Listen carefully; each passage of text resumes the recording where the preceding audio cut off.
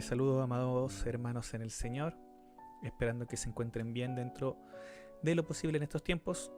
Hoy día continuamos con el estudio de la Trinidad de Dios. Esta es la segunda parte de este estudio que forma parte de una serie de estudios llamado La Doctrina de Dios. Es el 12º de esta serie, los 11 anteriores están disponibles en la página de la iglesia. Y en este 12º, como dije antes, ¿cierto? Vamos a ver la segunda parte de la Trinidad de Dios. En la primera parte de este estudio, entonces nosotros vimos una definición de lo que es la Trinidad, compuesta por 3 afirmaciones. La primera de ellas es que el Padre, el Hijo y el Espíritu Santo son 3 personas distintas.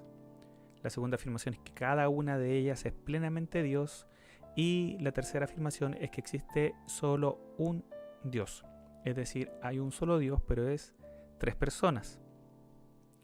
No es un Dios con 3 caras, o un Dios con 3 manifestaciones, o 3 modos. Tampoco son 3 dioses, sino que es un solo Dios único y verdadero, el cual es 3 personas. Vamos a ir estudiando cada una de estas afirmaciones y comenzamos el estudio en la primera parte, ¿cierto? Viendo qué nos revelaba el Antiguo Testamento. Ahora, en la definición utilizamos el término persona, y para definir personas nos basamos en una definición base súper sencilla que hace Berkov sobre lo que es una persona, y es la que se caracteriza, entre otras cosas, por ser racional, es decir, tiene la capacidad de pensar, de razonar, de llegar a conclusiones, por ejemplo. Es moral, es decir, tiene la capacidad de hacer la diferencia entre el bien y el mal y hacerse responsable de lo que hace. Tiene conciencia de sí mismo, o sea, sabe que existe. Y aparte tiene identidad propia, es decir, se ve como diferente al resto. Esto sería una persona. Luego vimos que en el Antiguo Testamento se nos comienza a revelar a Dios, ¿cierto? Dios se revela en relación con el hombre, y una de las cosas que es más clara es que Dios es uno, ¿cierto? Como dice este conocido verso, esta conocida frase dada por Dios: Jehová, vuestro Dios, Jehová, uno es. Dios es uno, existe un solo Dios. Es más, los judíos eran conocidos por adorar a un solo Dios, por ser monoteístas, ¿sí? Pero vemos también que ya desde el Antiguo Testamento empieza una revelación progresiva acerca de la Trinidad de Dios. Mientras Dios se relacionaba con el hombre, con diferentes hombres, con diferentes profetas, le iba mostrando un poco más de cómo Él era. Otras cosas que vimos y que estudiamos en ese estudio, así que si quieres revisarlo en detalle, por favor vaya al estudio anterior de la Trinidad. Vimos pasajes que hablan acerca de Dios, hablando de sí mismo en plural. Nosotros, hagamos, quien irá por nosotros, si hablando de sí mismo como más de uno. Entendiendo que Dios no podría hablar con alguien más así, si no fuera Él mismo y si no fuera Dios. También vimos versículos donde se usa el término Dios o el término Señor respecto a 2 personas distintas, entendiendo que el término Señor se usaba por parte de los judíos para referirse a Dios. Ellos no usaban el nombre de Dios para no caer en el pecado de usar en vano el nombre de Dios. Entonces le llamaban Señor. Y hay pasajes donde se le llama Señor a Dios y también a otra persona. También vimos pasajes que hablan de este ángel del Señor, una manifestación muy especial de Dios, diferente a muchos otros pasajes donde también se habla de ángeles del Señor. Ya no todos los ángeles del Señor del Antiguo Testamento son una manifestación de Dios. No. Pero hay algunos casos donde el ángel del Señor es llamado Dios, es llamado Señor. El ángel del Señor se apropia de hechos realizados por Dios mismo y el ángel del Señor acepta adoración, cosas que los ángeles no hacen ninguna de estas. Además, es claro que es una persona distinta a Dios.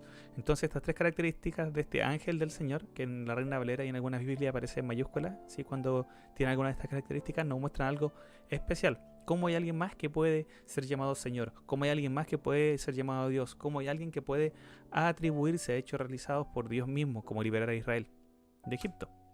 Vimos también otros pasajes que son los conocidos pasajes mesiánicos, donde se habla del Espíritu Santo o el Espíritu de Dios, del Mesías y de Jehová, Dios interactuando entre ellos, y en otros pasajes se identifica a Jehová con el Mesías, ¿cierto? Mirarán a quien traspasaron, cuando Jehová dice que Él viene, que Él va a venir.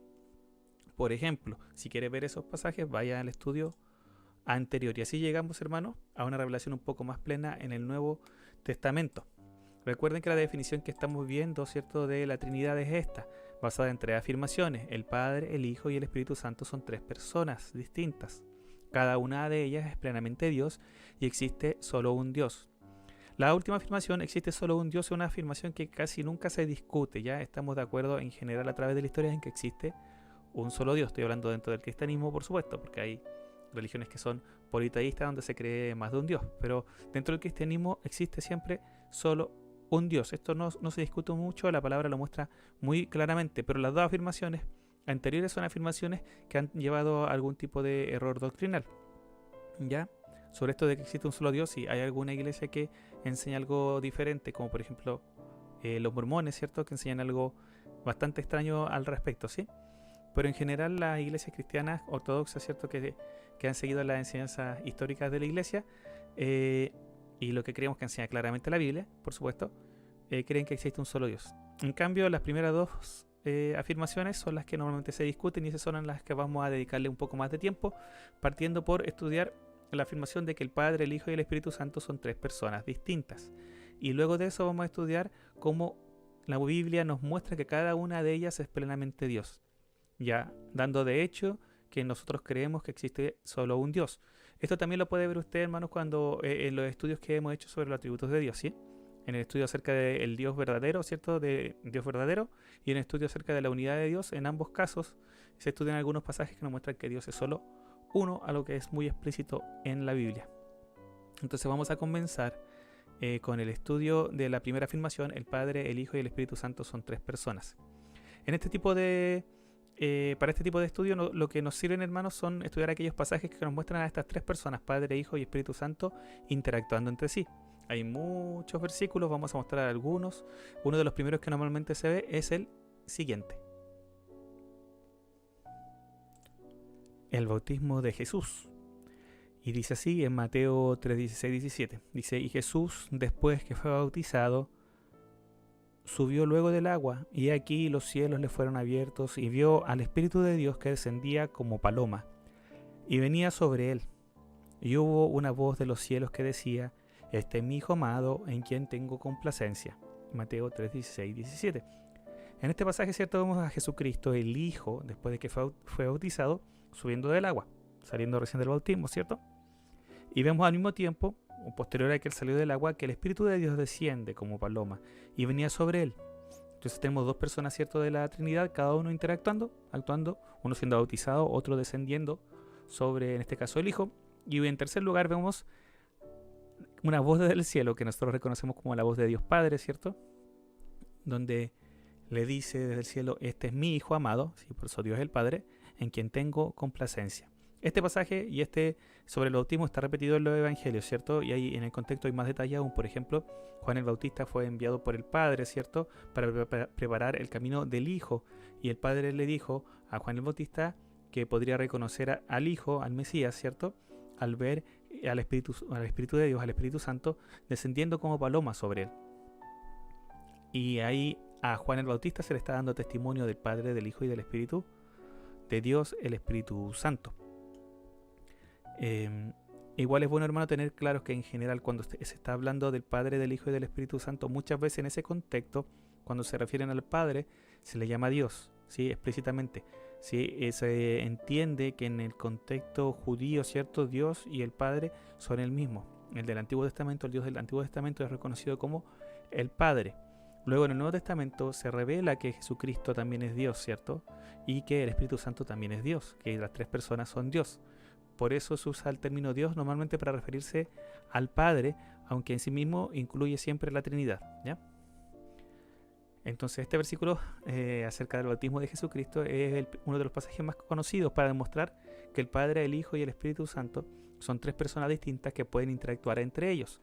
Mateo 28, 19 dice: por tanto, id y haced discípulos a todas las naciones, bautizándolos en el nombre del Padre, del Hijo y del Espíritu Santo. Entonces acá es algo bien interesante notar que el nombre en el cual tiene que ser bautizado el Hijo de Dios, ¿cierto?, el discípulo, es el nombre del Padre y del Hijo y del Espíritu Santo.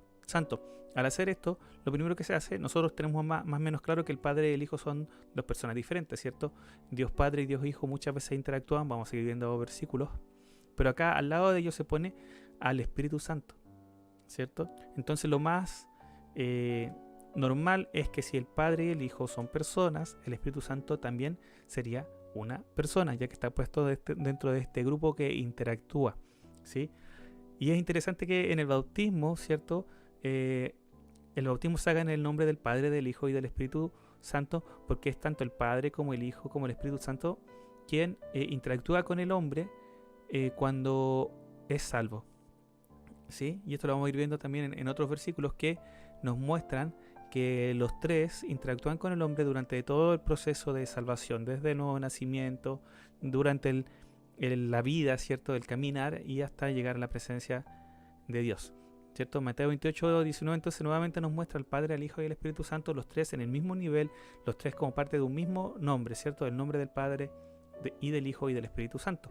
1 Corintios 12, 4 a 6, cuando nos habla acerca del cuerpo de Cristo, acerca de los dones, dice: ahora bien, hay diversidad de dones, ¿sí? Hay diversidad de algo, pero el Espíritu es el mismo. Entonces, un mismo Espíritu produce diversidad de dones. Luego dice, y hay diversidad de ministerios. Ministerio es un servicio, ¿cierto?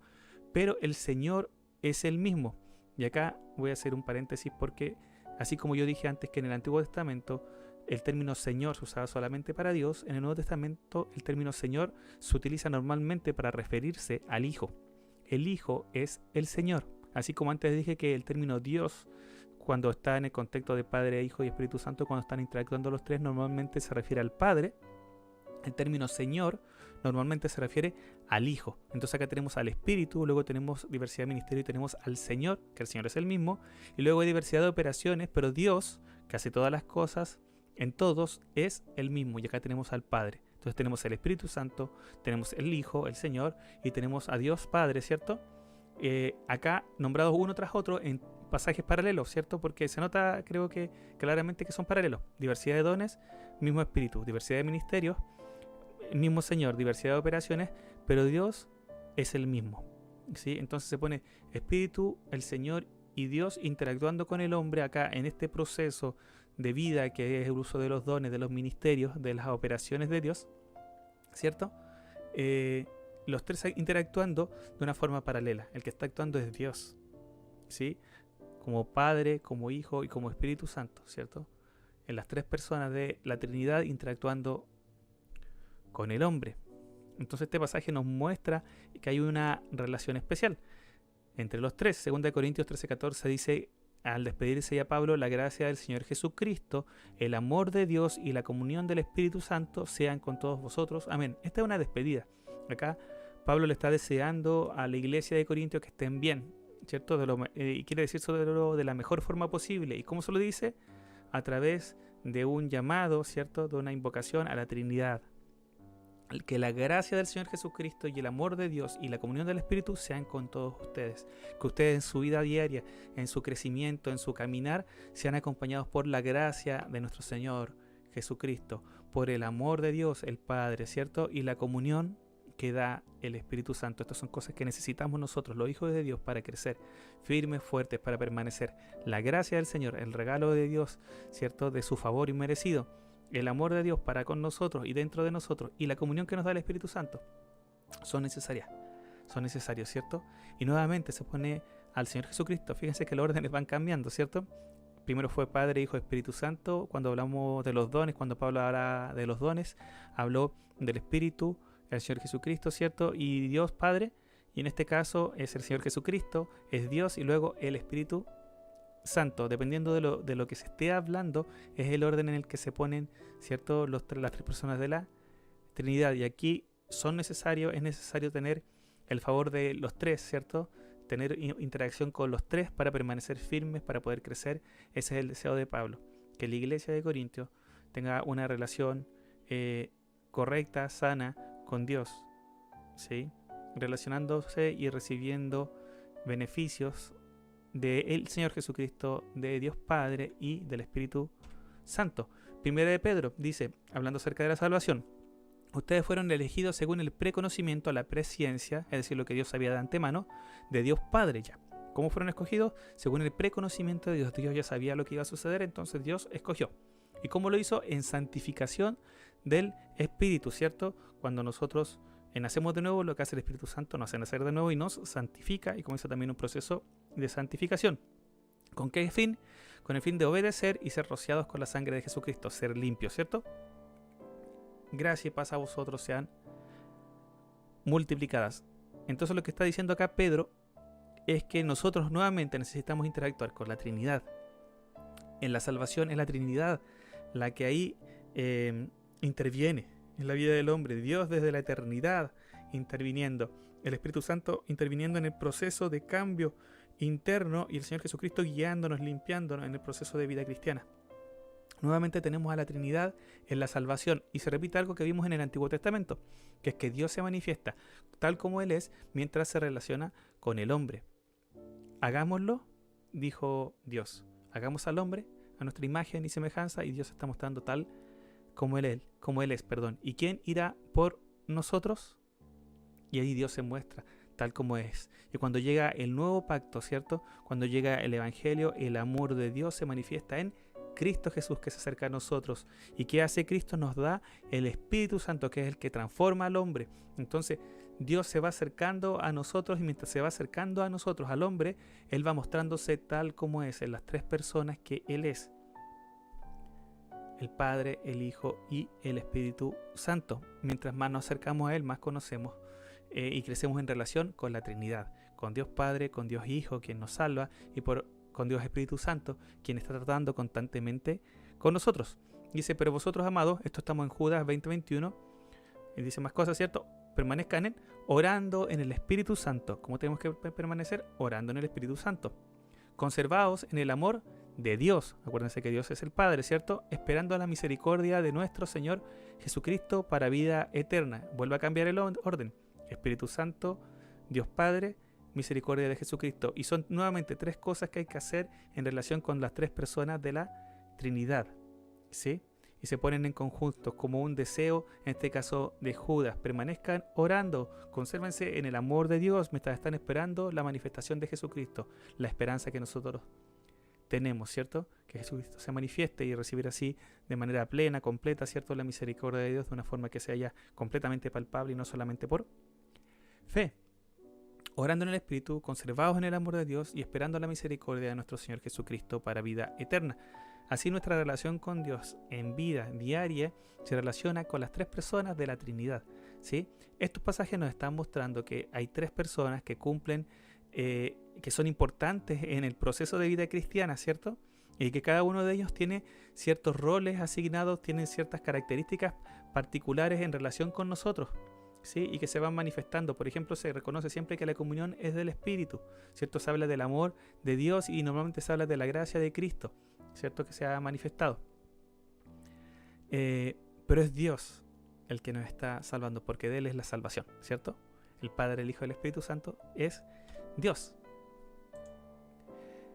Y con esto, revisamos solamente estos versículos, ¿sí? Sobre las tres personas de la Trinidad interactuando. Ahora alguien podría decir, pero es que es una forma de decir solamente. No es que de verdad sean tres personas interactuando, es una forma que se está exponiendo para que suene mejor, digámoslo así, una forma poética de hablar de Dios. Bueno, hay otros pasajes donde se nos habla de dos de las personas de la Trinidad interactuando entre ellos de una forma especial. Igual que siempre, no vamos a leer todos los versículos, ¿cierto? Pero vamos a leer algunos que son llamativos, que nos muestran ciertas cosas. El conocido de Juan 1:1 y 2, y luego voy a leer también el 14 para poner ahí un poco en contexto lo dicho en los primeros versículos. Dice así: en el principio era el Verbo, y el Verbo era con Dios, y el Verbo era Dios. Este era en el principio con Dios. Entonces acá tenemos a dos personas, ¿cierto? Tenemos al Verbo, que estaba con Dios, y el Verbo era con Dios, pero luego dice que el Verbo era Dios. Entonces uno puede decir, ok, entonces ya es una sola persona. Pero luego vuelvo a decir, este era el Verbo en el principio con Dios, volviendo a separarlo, ¿cierto? Y acá Juan hace como un juego de palabras para demostrarnos que Jesús es Dios, porque siempre Dios, ¿cierto? En el contexto del Nuevo Testamento, cuando se usa el término Dios, se está refiriendo al Padre. Pero acá cuando dice el Verbo es Dios, acá Dios está usando de una forma diferente. Se está hablando de Él como su cualidad divina. El Verbo, que es diferente a Dios Padre, es Dios. Y en el versículo 14 lo puse acá, lo leeré ahora porque nos muestra claramente que el Verbo está hablando de Jesucristo, ¿ya? Porque alguien podría decir, no, pero es que el Verbo no es Jesucristo, aunque yo creo que todos lo sabemos ya, pero por si acaso dice así: y aquel Verbo fue hecho carne y habitó entre nosotros, y vimos su gloria como del unigénito del Padre, lleno de gracia y de verdad. Y nuevamente vemos acá que se deja claro que el Hijo y el Padre son dos personas distintas. Está el Verbo que se hizo carne y el cual es el unigénito del Padre lleno de gracia y de verdad. Es el Verbo, es el Hijo, el que habitó entre nosotros, que se hizo carne, que tomó un cuerpo, una naturaleza humana. ¿Sí? Entonces en el principio tenemos al Verbo y el Verbo estaba en el principio, ya en el principio con Dios. ¿Encachado? Porque si nosotros nos acordamos, ¿cierto?, del pasaje en Génesis donde dice que en el principio, ¿cierto?, Dios creó los cielos y la tierra y todo estaba desordenado y vacío y el Espíritu de Dios se movía sobre las aguas. Entonces ahí estaba también en el principio, ¿quién estaba? El Espíritu de Dios también, y acá se nos dice que estaba el Verbo en el principio. Tenemos que entender que cuando se habla del principio se habla en el momento antes de todo. En ese momento ya estaba ahí el Verbo. Antes de todo ya estaba el Verbo. Nosotros entendemos que antes de todo significa también antes del tiempo. Cuando vimos el atributo de Dios de la eternidad, ¿cierto? Vimos que hay solo un ser que está dado desde antes de la creación de todo, incluido el tiempo. Dios es eterno porque es de antes del tiempo. Dios está en la práctica fuera del tiempo. Vaya a ver el estudio de la Trinidad, de la eternidad, y ahí explico este tema un poco más en detalle, un poco más profundamente. Dios, y solamente Dios, estaba en el principio, antes de todo. Pero acá nos dice que en el principio era ya el Verbo, el Hijo, que después vimos que fue hecho carne y aventó entre nosotros, estaba ya antes de todo, y en el principio estaba también el Espíritu de Dios. Así que es bien llamativo, pero acá en este pasaje estamos particularmente viendo la relación entre el Padre, ¿cierto?, y el Hijo. Ambos estaban ahí en el principio. En Juan 17:24 dice: Padre, Jesucristo orando, aquellos que me has dado, quiero que donde yo estoy también ellos estén conmigo, para que vean mi gloria que me has dado, porque me has amado desde antes de la fundación del mundo. Primero acá vemos a Jesucristo orando al Padre, ¿cierto? Son dos personas distintas, claramente. El Hijo y el Padre son dos personas distintas. Luego, dice algo que sucedió desde antes de la fundación del mundo. ¿Y qué fue? Que el Hijo era amado por el Padre. El Hijo era amado por el Padre desde antes de la fundación del mundo, y hay una relación especial entre ellos, una relación de amor. El Padre ama a su Hijo, así como el Hijo ama al Padre. Acá estamos hablando de una relación entre dos personas claramente distintas, ¿cierto? Primero de Juan 2:1 nuevamente nos dice: hijitos míos, estas cosas os escribo para que no pequéis. Juan hablando, ¿cierto?, a la iglesia. Y si alguno hubiera pecado, abogado tenemos para con el Padre. ¿A quién tenemos para con el Padre? A Jesucristo el justo. Entonces nuevamente tenemos al Padre y al Hijo como dos personas separadas que en este caso se relacionan a través de el ser el abogado, ¿cierto? Jesucristo es nuestro abogado ante el Padre. Como que el Padre fuera el juez y el abogado, el defensor, el que nos defiende, es el Hijo, ¿cierto? Jesucristo. Nuevamente vemos que son dos personas distintas. Recuerden que esto quizás es algo muy claro para muchos de nosotros, ¿cierto? Pero es muy importante que nosotros tengamos claridad de esto en la palabra. La palabra nos muestra que tanto el Padre como el Hijo como el Espíritu Santo son tres personas distintas. Hasta ahora hemos visto versículos que hablan de los tres, luego versículos que hablan de la relación entre el Padre y el Hijo. Y claramente son dos personas distintas.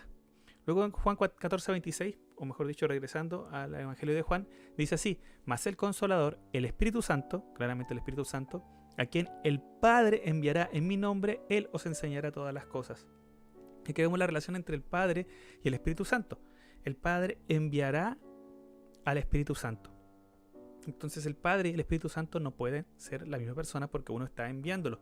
Más encima se usa el término consolador respecto al Espíritu Santo, que es una palabra que se utiliza solo de una persona. Una energía, por ejemplo, no puede ser el consolador, el paracleto, el abogado, el compañero, el que está ahí al lado de la persona. Este consolador, que es el Espíritu Santo, sería enviado por el Padre, y este Espíritu Santo enseñaría todas las cosas. O sea, este Espíritu Santo tendría la capacidad de enseñar y de recordar todo lo que el Hijo ha dicho. Entonces acá vemos el Espíritu Santo en relación con el Hijo, ¿cierto? El Espíritu Santo recordará todas las cosas que el Hijo había dicho. Entonces nuevamente vemos a las tres personas de la Trinidad, pero en dos relaciones: Padre con Espíritu Santo enviando, y Espíritu Santo con Hijo recordando las enseñanzas, ¿cierto?, a la iglesia que el Hijo entregó cuando estuvo aquí en la tierra. Juan 16:7, nuevamente hablando del Espíritu Santo, dice: pero yo os digo la verdad, os conviene que yo me vaya, hablando el Hijo, ¿cierto? Hablando de Jesucristo, porque si yo no me fuera, el Consolador no vendría a vosotros, mas si me fuere, os lo enviaré. Nuevamente acá hay una relación entre dos, entre el Hijo y el Espíritu Santo, donde se ve claramente que ambos son dos personas, uno se va y otro viene. Y ese que viene, que es el Espíritu Santo, de acá el Hijo dice que Él lo enviará. Cuando vimos recién, ¿cierto? En el pasaje anterior, perdón, aquí, que el Padre sería el que lo enviaría. Ahora es el Hijo el que dice que Él enviará al Consolador. Entonces tenemos esta relación entre el Espíritu Santo y el Hijo. El Hijo se va, el Espíritu Santo viene, son dos personas distintas. El Espíritu Santo es enviado por el Hijo y también es enviado por el Padre. Porque antes ya vimos que el Padre y el Hijo, ¿cierto?, son dos personas distintas. Acá el Espíritu Santo y el Hijo son dos personas distintas. Si la relación entre el Padre y el Hijo es una relación entre dos personas, entonces la relación entre el Hijo y el Espíritu Santo es una relación entre dos personas. Y asimismo, la relación entre el Espíritu Santo y el Padre es una relación entre dos personas. ¿Por qué tengo que, de alguna forma, aclarar esto? Porque algo que más, de los temas que más se ha discutido respecto a la persona, si es una persona o si no es una persona, es sobre el Espíritu Santo. Creo que todos sabemos que los TJ, los testigos de Jehová, enseñan que el Espíritu Santo es una fuerza activa, que no es lo que nosotros queremos que enseñe la palabra. Acá pongo algunas de las razones, 9 razones. No puse todas las que salen en la Biblia, pero primero se le nombra junto al Padre y al Hijo. Como dije antes, si el Padre y el Hijo son personas, entonces el Espíritu Santo, por lo tanto, también debería ser una persona, ya que forma parte de este grupo de trabajo, digámoslo así, este equipo de trabajo, Padre, Hijo y Espíritu Santo. Se le llama Paracleto, Consolador, un término utilizado solamente para referirse a personas, a seres racionales que pueden llevar a cabo acciones libremente. Luego, en el mismo pasaje que vimos antes, se habla de que el Espíritu Santo es capaz de examinar y también de recordar. En Romanos 8 dice que el Espíritu Santo es capaz de interceder por nosotros. Así como se dice que el Hijo es nuestro abogado en caso de que nosotros pequemos, en Romanos 8 se dice que cuando nosotros no sabemos cierto cómo orar, el Espíritu intercede por nosotros, es Él el que ora por nosotros. 1 Corintios 2:10 dice que el Espíritu examina lo profundo de Dios. Y para mí, personalmente, ya haciendo un paréntesis, esto es una de las muestras de la deidad del Espíritu Santo claras. ¿Sí? ¿Por qué? Porque solamente alguien con atributos divinos es capaz de examinar lo profundo de Dios. Lo profundo, conocer los más profundos pensamientos, entendiendo la complejidad, lo supremo que es Dios en comparación a cualquier ser existente, ¿sí? Esas son las características de la santidad. Dios es santo, significa que Él está completamente separado de todo el resto. Dios es único, incomparable. ¿Y quién puede examinarlo sino su propio Espíritu Santo? ¿Quién es el único capaz de examinarlo hasta lo más profundo? El Espíritu Santo, porque el Espíritu Santo es Dios. Ya, pero acá estamos hablando del Espíritu Santo como una persona. Es capaz de examinar, de entender, tiene razón, tiene capacidad para ver, para descubrir, para sacar conclusiones. En Hechos 16 se nos dice que el Espíritu Santo prohíbe, ¿cierto?, a Pablo y a sus compañeros hacer ciertas cosas. El Espíritu Santo poniendo prohibiciones. Hay otros pasajes, por ejemplo, donde dice que el Espíritu Santo también permitió o nombró a los ancianos o llevó a cabo diferentes acciones. Por ejemplo, dar testimonio, según Juan 15 o Romanos, el Espíritu Santo es quien nos da testimonio de que somos hijos de Dios. Se comunica con nosotros y por eso también algo que sale muchas veces en la Biblia es que el Espíritu de Dios habla, el Espíritu Santo habla, inspira, revela, ilumina. Eso es responsabilidad del Espíritu Santo según lo que enseña la palabra. Y muchas veces el Espíritu Santo habló, dice la palabra, como habló muchas veces por medio de los profetas. Y para terminar de este listado de cosas que nos dan a entender que el Espíritu Santo también es persona, así como el Padre y así como el Hijo, en el Espíritu Santo se usa, cuando se habla de él, un artículo griego que se usa solo para las personas. Esto puede ser un poco complicado de entender si no entendemos cómo funcionan los artículos en el griego o en el inglés, por ejemplo. Hay idiomas como el griego y el inglés donde, dependiendo de si lo que se va a decir es una persona o es una cosa, se usa un artículo distinto. En el griego es así. Si es una cosa, se usa un artículo neutro, y si es una persona, se usa un artículo en masculino o en femenino, dependiendo del caso. Así, en inglés, por ejemplo, está el artículo he para los varones, ¿cierto? El artículo she para las damas, para las mujeres, para lo femenino, y el artículo it para lo neutral, normalmente para las cosas, y también para los animales en general, ¿ya? Y en el griego, el término que se traduce como espíritu, neuma, es un término neutral. Entonces lo normal es que se utilice el artículo para lo neutral. ¿sí? Para lo que es una cosa, que no es una persona. Sin embargo, para el Espíritu Santo se usa el artículo griego para persona, ¿sí? Con eso mostrando que el escritor consideraba al Espíritu Santo como una persona. Ahora, este tipo de razonamiento, ¿cierto? Igual es complicado de utilizar, por ejemplo, en una discusión con alguien como un testigo de Jehová, porque primero ellos tienen versiones diferentes de la Biblia que la nuestra, y segundo es porque tampoco nosotros, ni nosotros ni ellos somos expertos en griego, pero es bueno siempre saberlo. El Espíritu Santo es considerado una persona porque tiene las características que vimos que tenía una persona, ¿cierto? Según lo que nos muestra la palabra. Es decir, que es un ser racional, que es moral, ¿sí? Toma decisiones también.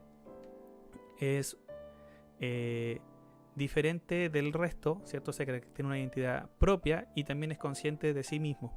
Él puede hacer ciertas cosas según su propia voluntad. Así que la respuesta, si el Espíritu Santo es persona, es sí. El Padre, el Hijo y el Espíritu Santo, según lo que nos enseña la palabra, son personas. Hay otros versículos más, por ejemplo, se nos dice que tiene sentimientos, que tiene emociones. Puede ser contristado, ¿cierto? El Espíritu Santo por el pecado, ¿cierto? Del hombre. También puede ser resistida la obra del Espíritu Santo, según lo que nos enseña la palabra. El Espíritu Santo también puede guiar. Como le digo, hay muchos más versículos que nos muestran cosas acerca del Espíritu Santo, de lo que el Espíritu Santo hace. Por lo que nosotros tenemos la certeza de que el Espíritu Santo es una persona más de la Trinidad. Con esto, hermanos, nosotros creo que tenemos claro, ¿cierto?, que la Biblia nos muestra que tanto el Padre como el Hijo y como el Espíritu Santo son tres personas distintas, cada una de ellas con sus propias características y interactuando entre sí, ¿cierto?, en la salvación del hombre, en relación con el hombre, en el crecimiento del hombre, en la permanencia de nosotros los hijos de Dios, ¿cierto?, en Cristo, en la fe. Por ello vamos a pasar a revisar cómo cada una de ellas, según la palabra, es plenamente Dios.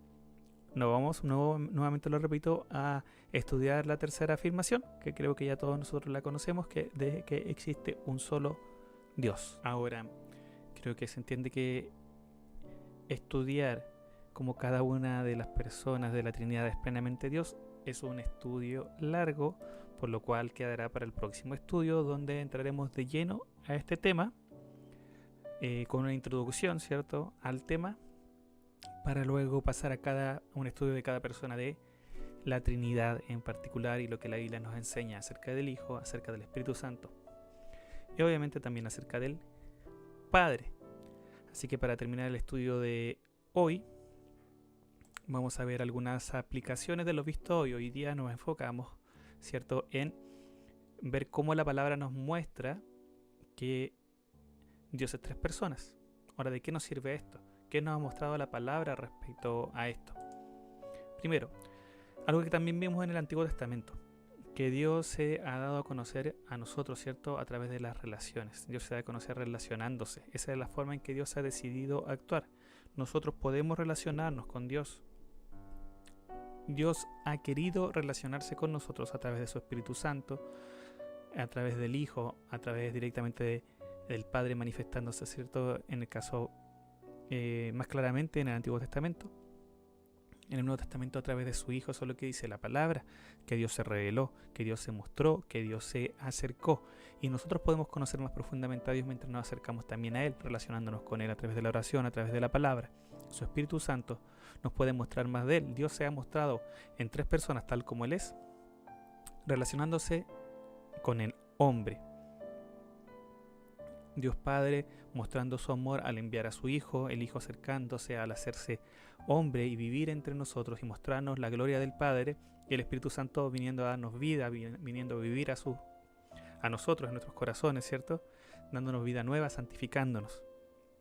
Es a través de la relación personal como nosotros podemos ir conociendo a Dios más profundamente. Por eso el ánimo de este estudio es ir conociendo a Dios tal como Él es, como Padre, como Hijo y como Espíritu Santo. ¿Por qué? Porque cada persona de la Trinidad, lo vimos cierto día, es parte de la salvación. Y cuando acá me refiero Y hablo de la salvación, no me refiero solamente al acto inicial de salvación, ¿cierto? Cuando creemos y nacemos de nuevo. No solamente a ese acto puntual, sino a toda la vida en Cristo, todo lo que significa vivir en la salvación hasta que Cristo venga y cuando podamos ver la manifestación de esa salvación plena. Mientras nosotros estamos viviendo el Evangelio, esta vida en abundancia que Dios nos ha dado, el Padre, el Hijo y el Espíritu Santo están siendo parte de este proceso.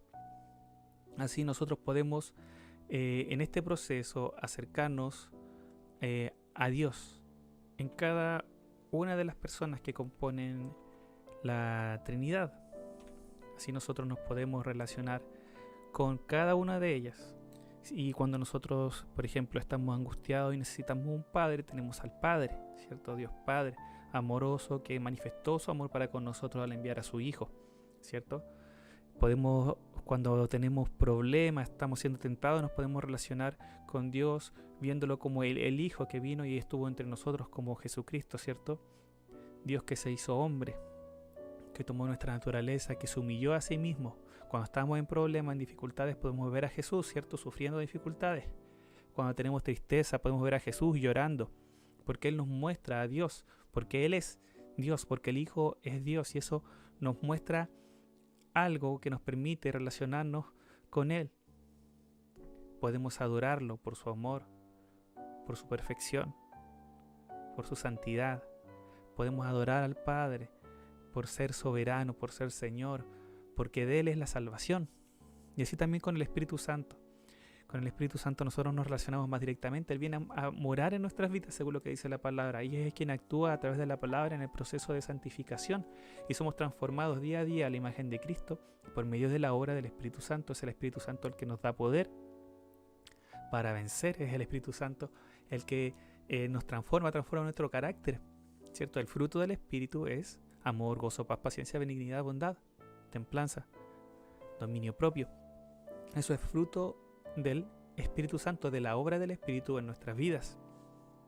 Nuestra vida en Cristo es andar en el Espíritu, es estar en Cristo. Eso es la salvación que Dios nos dio.